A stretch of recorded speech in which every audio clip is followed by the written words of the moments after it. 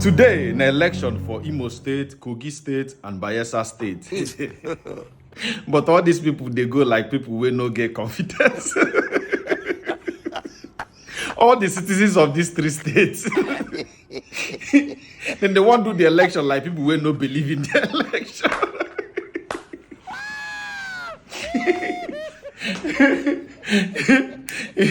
You know that thing where Asari Dokobo talk says, our mumu know too much. Our mumu know too much. Now so everybody they take go for polling units. Our mumu know too much. Until say, whatever we do, INEC will do what is in their mind.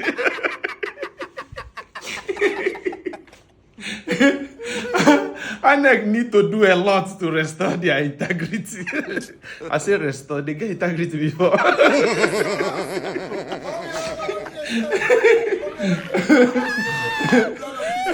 Anybody where you ask now, how far now, who you the vote for? I beg, leave me, not be them go talk. We go vote, whatever we see, we take.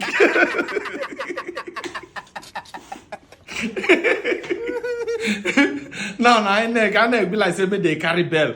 Muna, come vote. We'll do well this time. I want to promise people say you could do well. When last election, you don't do well.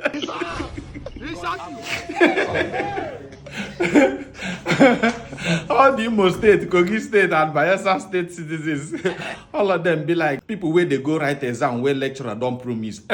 If you pass this exam, make I know what it costs. No, me go mark your results. You know, pass. So, by so do you go no say, if you write what it there inside textbook, you will fail. If you write from your own understanding, you will still fail. So what are you going to do? Just write anyways. Then you go come back and up with prayer. God, blind the eyes of this lecturer. I like need to do a lot. Now they promise people say wait till you fail for presidential, you go restore them for this one's where you go do now. I want make people believe you. They never leave. They have left you behind. Anyway, may we believe small. Anybody will decide now to carry Nigeria for head, say the problem of Nigeria, you go allow and make it affect your personal life. Now you know.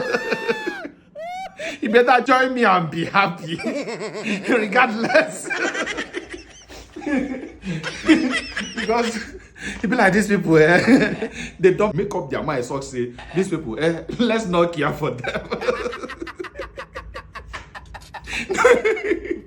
This one not the government of the people, for the people and by the people. Okay. Government of our pockets, by our pockets, for our own pockets.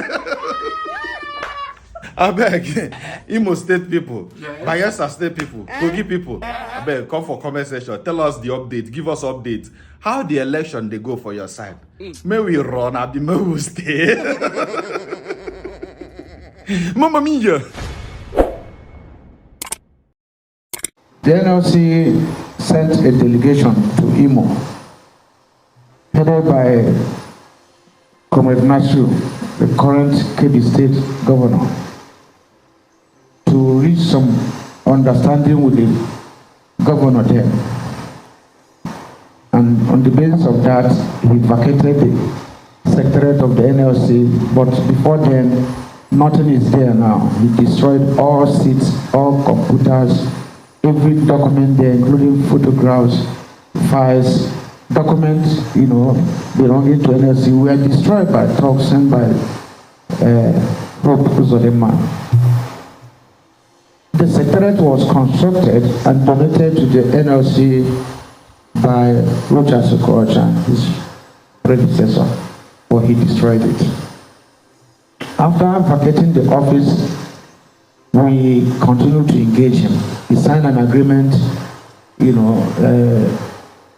the NLC delegation led by Comrade Nasir, current KOGI State Governor, Comrade Mubaja, Williams, Biobele, and I think TUC General Secretary late Lawa.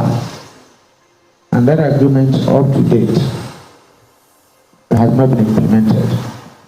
I wasn't the NLC president then. It wasn't politics. My predecessor was not playing politics by asking that the workers he described as those workers be paid. That was the situation.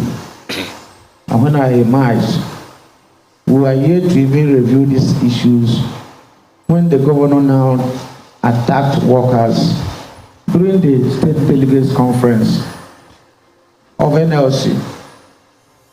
The state delegates conference of NLC takes place in all the states of the federation in the country, including FCT.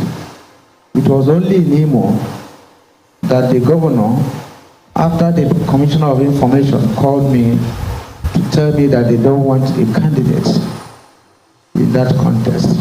And I explained to him that we don't put people out whose union has sponsored, that if they have a candidate, they should keep on supporting their candidate. But we can't tell people not to contest because the governor prefers the other candidate. Governor sent talks that they disrupted the election. I called them to continue the election. They continued and he sent policemen to disperse them, who appointed caretaker committee and responded.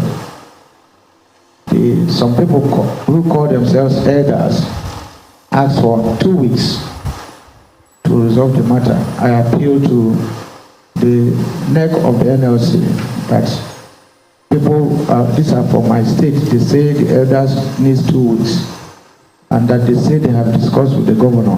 In 2 weeks they will address this matter. That 2 weeks went into, I think, almost 40 weeks now. The so-called elders have not said a word. We behave as if it's business as usual. On May 1st, when the workers gathered again for May Day, the governor sent talks again. They withdrew all police and civil defense people that were brought there and attacked workers. Many of them were hospitalized. This time around, it was equally not politics. It was not equally not that the workers were campaigning for anybody. Still on the issue of those workers and those he has not paid for 3-4 years.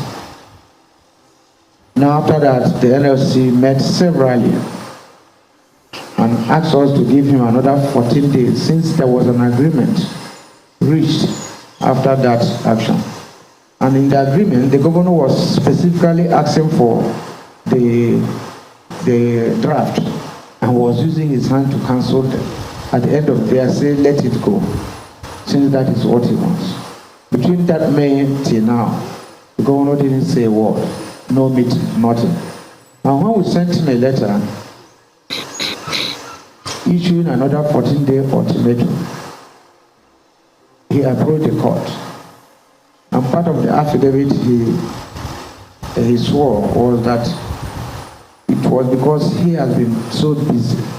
That is why he has not implemented the agreement. But at the end of the day, he didn't get any restraining order before we started going. There's nobody in this country, the security agencies, that didn't know we were going to Imo. We wrote them. We wrote the TSS, we wrote the police, we wrote everybody. And then when we got there, the event started unfolding. We addressed the workers and told some of them that came that Sunday with complaints that they have not paid them for years. And we said that will happen tomorrow. Ask all the people they were owing to come out, since the governor was saying he has paid everybody, so that we can assemble them for the governor to see the thousands of people, assuming he was not aware. It was in the event of doing that the following day that we got a report that workers that arrived as early as 7 a.m. were beaten up, their properties, their belongings, their phones seized. Some of them with broken eyes. It was because of that around 9 that I went there with the assistance of about 20 security personnel. I was in the secretariat of the NLC and called some journalists to join, and then some of the officials of the NLC, so that we can address the press on the situation in Imo. It was then that the police led other people, those uniform, mufti, and they came and withdrew about 20 security personnel that were there, we cried to, guiding us. And then the policeman arrested me and handed me over to talk. One of his small, I don't know whether that one is sergeant or inspector, said, "Okay, why don't you take him? Don't hand him over to these people." He shouted on the sergeant also and said, "Come on, shut up." And that was how they dragged me on the floor, took me to this bus Imo, and about 7 people.